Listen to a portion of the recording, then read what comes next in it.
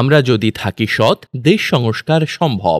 এই স্লোগানকে সামনে রেখে সারা দেশে যৌথ কর্মী সভা করছে বিএনপির গুরুত্বপূর্ণ 3 সংগঠন, যুবদল, স্বেচ্ছাসেবক দল এবং ছাত্রদল। তৃণমূল পর্যায় থেকে কর্মসূচি শুরু হয়েছে বিএনপির ভারপ্রাপ্ত চেয়ারম্যান তারেক রহমানের নির্দেশনায় এসব কর্মসূচি পালনের সিদ্ধান্ত নিয়েছে সংগঠনগুলো।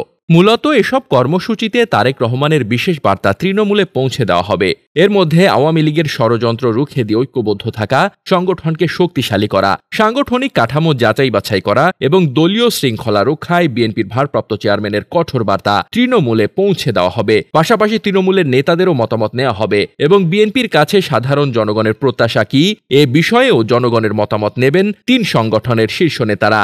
জানা যায়, এই সফরে প্রত্যেক জেলায় 2 দিন করে কর্মসূচি পালন করা হবে।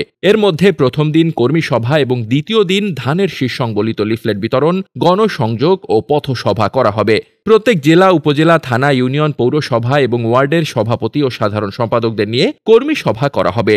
এর বাইরে ছাত্রদল আলাদাভাবে শিক্ষার্থীদের সঙ্গে মতবিনিময় করবে এবং তাদের মতামত জানবে।